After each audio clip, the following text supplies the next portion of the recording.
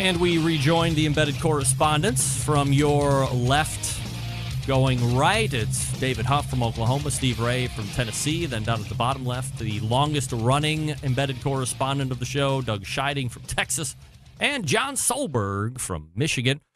All right, guys, so one cooker for the rest of your life. Man on an island. Nothing else except you and one cooker. What's it going to be? We'll start with John Solberg. Oh, that's an easy one. 60 pounds of porcelain-coated steel, 508 stainless steel inches of cooking surface. It is the premium 26-inch Weber kettle. Gotta be. Premium. All right. Steve Ray, one cooker, rest of your life on an island. What are you going with?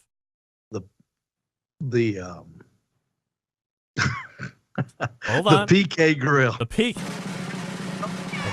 grill. All right. You had to be wondering for a second what you were going to talk about. You can grill. You can smoke on it. It's a little bit smaller than what John's talking about, but it's much more efficient than what John's talking about. It's a little bit pricier than what John's talking about. But it holds up. It'll hold up better. Mine on the desert island will be there when I've been there 10 years, and John's will have rusted away. David Huff, your one cooker for life. Oh, man, I'm probably going to catch a lot of crap for this one, but great. Man on an island. Yeah.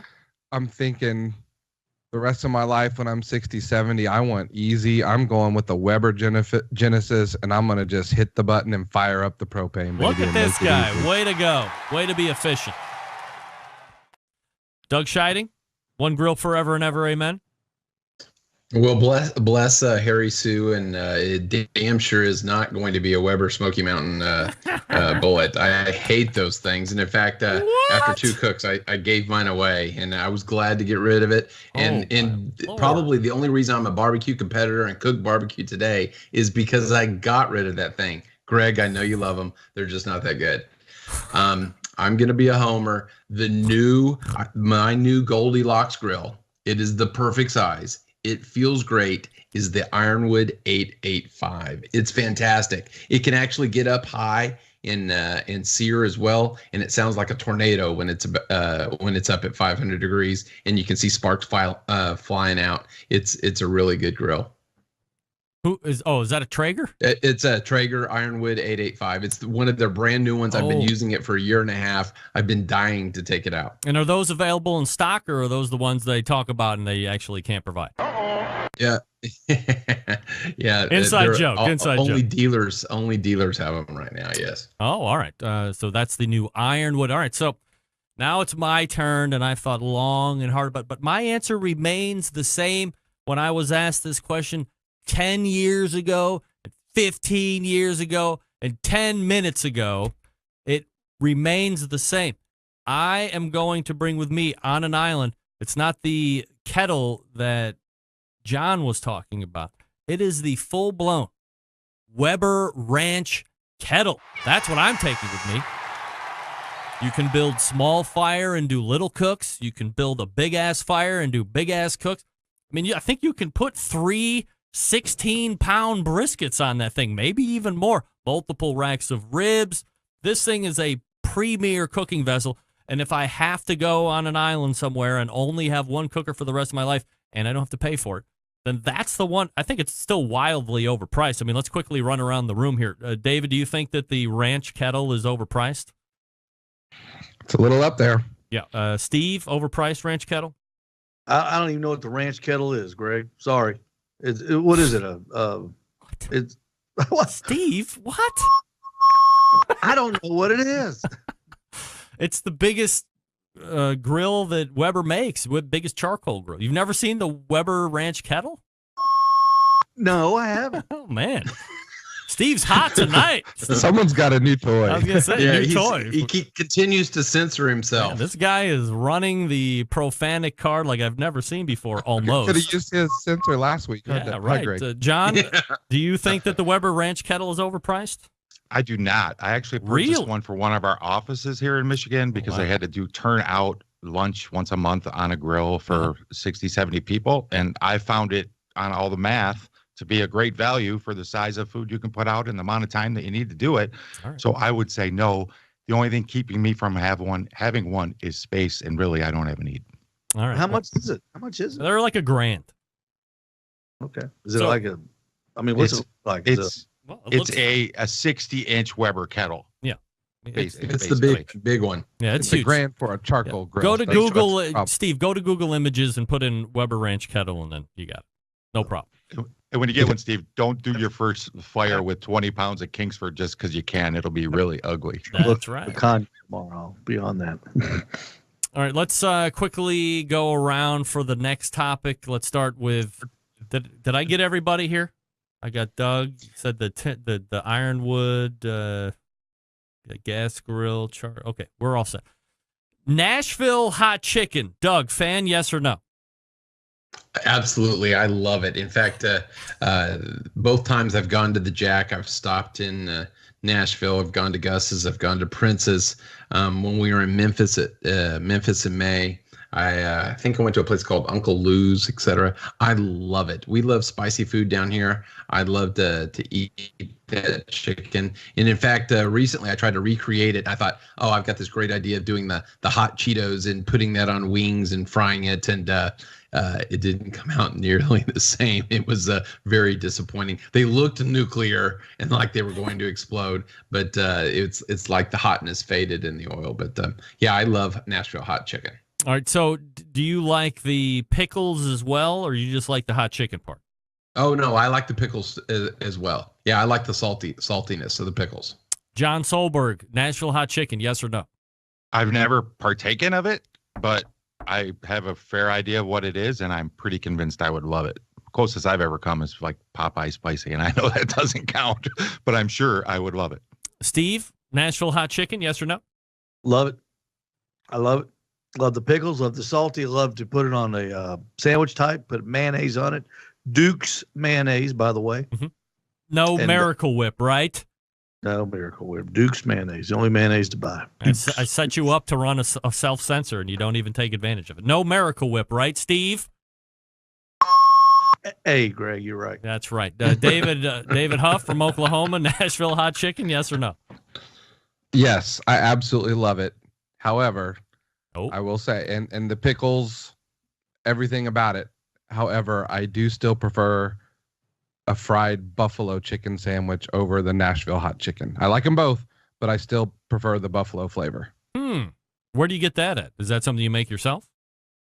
No, there's some fast food restaurants. Arby's will have it from time to time. Sonic, I will go to Wendy's and order a spicy chicken from them and add pickles, and that's as close as you can get without having the actual buffalo sauce. But spicy chicken sandwiches in general are absolutely fantastic. All right, next topic. Hottest barbecue / grilling chick or dude? Steve, go. Melissa Cookston. Number one in my book. She looks good in an apron, and at night she looks good in a evening gown. Sorry, Steve. You said that like last week. New answer. Try again. No, I didn't. Yeah, you sure did. You said the same thing verbatim. I said somebody that can look just as good as an apron as in an evening gown. Yeah. That's what you said. Well, I'm sticking with it. I'm sticking with it that she does. All right, John Solberg, hottest. How about the hottest dude, Steve? Gee, I don't know. Greg, great guy. Who? I'm not going to grade guys. Why not? I don't swing that way, baby. This has nothing to do with that. What are you talking about? Look behind you and freshen up. All right, John Solberg, hottest David, chick. The hot dude I know. Man, my lawyer, that was who I was talking to a few minutes ago. He's advised me not to go down the objectification of women path. So I'm just going to pick the dude one and take my chances. I'm going to go with Greg Rempe, the hottest barbecue dude on the planet. I can't argue with that. It's a pretty good pick there. Pretty good pick, John. David Huff, hottest barbecue chick. I have the same lawyer that John Solberg has. I'm going to wimp out here. I mean, I don't know. Gun to my head, your guest in the first hour is a very pretty lady. So I'd probably have to go with Jess Pryles. I mean, is it so hard? I mean, do you think anybody listens to the show and they're going to be wildly offended that some schmuck in Oklahoma didn't pick them? I mean, Steve's got someone behind him on the screen there that might take offense. I didn't pick her. That's so, all right. I mean, we're singling people out here. We'll get to that here in a second. Okay. All right. The dude, wow. Sorry. Bobby Flay and Jack Arnold's a pretty good looking dude, and he hangs out with really hot chicks. So if I can hang out with him and the Carolina Panthers, I'm in great shape. No doubt. All those cheerleaders, let's go. I mean, that's gonna take me off topic, and I can't do it. All right, Doug, hottest chick. Okay. All right. If I'm going to make it to 30 years of marriage, I must exclude my wife on this since she's a part of my grilling without team. Saying, yes. Okay. All right. So as long as that's out there, there is this is a tough category because there's not a lot of barbecue smalls in men or women, but in terms of a hot chick, hey, truth. My wife calls me a barbecue small, but anyway, that's I would like a hardworking, positive woman who's a barbecue Hall of Famer, and I'm going with Tootsie Tomatsu. Dominance, you fool. Dominance. Sorry. Thank you. Wow. All right. Hottest dude. So I'm going with Tootsie. Right. Now on the, I will actually go. I'll name someone on the Food Network side. It's not Padma. It's not Rachel Ray, and no Greg. It's not Ina Garden. It's not her. I actually think Katie Lee is pretty sexy. Yeah, the lisp and everything. I have no idea who that is. I think she is. So I have no idea.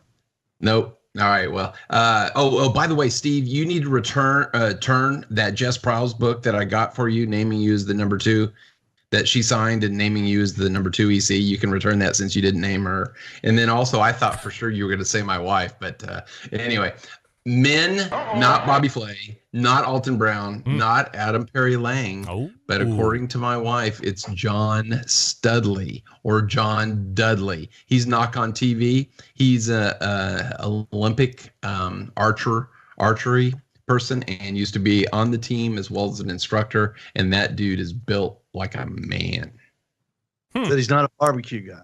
He is. No, he's a barbecue guy. He'll shoot it, skin it, and barbecue it. He's on the Traeger Pro team. He's a manly guy. According to John Dawson, Katie Lee can't form a sentence. Yikes. But the list is cute to me. Doug's right. She's cute. She also used to be married to Billy Joel. That is a detraction. That's a strike. All right. Well, I guess that leaves it up to me. So, hottest barbecue chick. Let's see. If I can live in 100% total hypocrisy, which is what I love to do, she's rich. Some people might think she's a little portly, but I've seen her cook on a Weber, and she knows how to cook for her husband. It's Ina Garten, of course. Of course. Shocking. And the hottest dude. Ooh, boy. I think, and I was swaying a little towards Adam Perry Lang, and then I'm like, you know what? If it's hottest barbecue and grilling dude, I think I have to go with Barbecue Hall of Famer Chris Lilly. Chicks really dig him. He's not the worst looking guy. He's in shape. He's not a big fat ass like a lot of these guys are. He's very successful. I mean, he's got a lot of qualities that women find attractive. You know, he's very smart. He's kind of got that engaging Southern personality. He's a world champion. I mean, it's pretty hard to argue against Chris Lilly. So, that being said, we go to the last topic of the evening. Now, let me point this out right away. Folks, if you have any trouble with the word retard, tune out right now. Tune it out. Tune it out. By the way, Backyard Barbecue Show, I do not want to bang Chris Lilly. That is incorrect. That is incorrect. Yeah, your YouTube chat is blowing up. I know. Great. All right, so here we go. Last question of the night, and we will start with David Huff. David, can you say retard when you are being interviewed on the Barbecue Central show, as in something that isn't right or is wrong, instead of saying those things, you say retard or retarded. Can you say that, yes or no? I mean, if you want a one-word answer, it would be yes. You can say anything you want on your show. You might offend some people, but you can certainly say it. And I know when it was said, it wasn't referring to a person of a handicap, but it was referring to something that just didn't make any sense. All in good fun. Say it if you want to. Okay, well, you're wrong. Steve, can you say retard? No, you can't say on your show. You cannot say it when you're sober. When you're drunk, you can say it. You can say it a couple times, and then you can take ownership of it because that's just the way you are. And if you want to say, you can say it, but you shouldn't say it. You shouldn't say that word on radio, on anywhere. It's a bad word. It's a terrible word. John, and you shouldn't say it. John Solberg, can you say retard? That right to say that is guaranteed from censorship or interference from the government. Now, that said, the Barbecue Central show governs this show. So can you censor that? That's your call. I'm never saying it on your show. So Greg, when it gets to your take, you tell us, can you say that on your show? Doug, can you say retard? Well, apparently after drinking for 2 hours, you might be able to say it once, but when the host says, use a different word, say something else, and then they continue to say it, then that's probably not the case, and it's offensive and disrespectful. But in terms of the tard has signified a different lexicon with several other words. There's libtard, which is a stupid liberal. Lactard, which is someone that's lactose intolerant, and there's glutard, someone that's gluten intolerant. So, and then of course there's Kim Jong-un, who called our president a dotard, which is a senior that has failing skills. But in that interview, I was more concerned about the heart, that Scott has a heart on. Just quoting what I heard on the show. Greg, yes, go ahead. Give me 10 seconds to clarify. Take 30 seconds. Go ahead. The question was, can you say it? Not should you say it? My answer was, yes, you can. All right. The answer to should is no, you should not. I want to clarify. Steve, should you say or use the word retard? No. John? No. Doug? Only in the case if you're calling yourself one. Other than that, no. If you're calling yourself one for saying the word. No, you can't. Like that's yes or no. That's me. I mean, it's just you can't call yourself one and have it be okay. I mean, you're still using the word, right? All right, I'll call myself a dotard then. How about that? Well, I mean, so look, here's the point. I understand what happened last week, and I have no ill will towards Robin whatsoever. Because, look, I didn't say it. She said it. I would hope that in the land of political correctness, which is depending on what side of the aisle you're falling on, we're either way too far into political correctness or we're not far enough into political correctness. And here's where I gauge how you should say, what words you should use as descriptors. For the longest time, it was just an accepted term, right? You could say that person's a retard or retarded, and that just seemed to be the best descriptor at the time, and it was socially accepted. There are plenty of other terms that were describing plenty of other people and races that were widely accepted in the past that are pretty freaking offensive if you use them now. Like, we're going to fight if you use them. Not with me, of course, because everybody can kick my ass. But in general, if you use certain words, that could be a reason to go. I think that the word retard is probably, given the time frame we're in, a little insensitive. There's better words that we could use in order to get our point across. And if you say it and it offends somebody, I will do my personal best. This is my commitment to you four and the rest of the Centralites. If it's a word that offends somebody, I will go ahead and try and rework my English and my lexicon and my vernacular in order to try and not offend. And if 2 years down the road, that term somehow becomes magically unoffensive and everybody accepts it, then maybe I'll go back to doing it.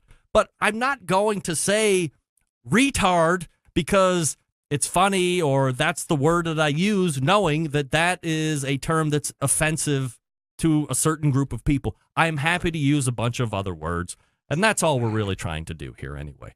We're just trying to exist and be great human beings. And if for some reason you can't sub out the word retard in your language, maybe you better pick up a thesaurus and read it, because there's many words out there that can get your point across. And then don't double down and say, well, that's just who I am, because I know that's not who you are in real life. It's not who you are. There's better words. Let's use all of the words in the English language and leave the bad ones out.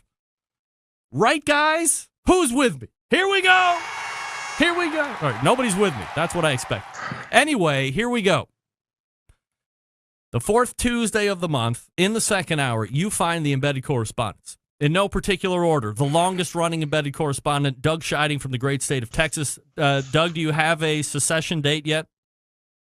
Oh, yeah, we're still working on that, yes. Still working on it. All right, very good. 30 years later, John Solberg. I'll get you a bumper sticker. Get you a bumper sticker. Secession impending secession from Texas. John Solberg, you're from Michigan, the newest embedded correspondent, the executive producer of the Best Moments of the Barbecue Central Show, and 10 minutes left. Do you know what we have coming up this Friday, by the way? Cookston and Billy Carroll. Billy Carroll. Oh, my God. What a pull. Billy Carroll. Great.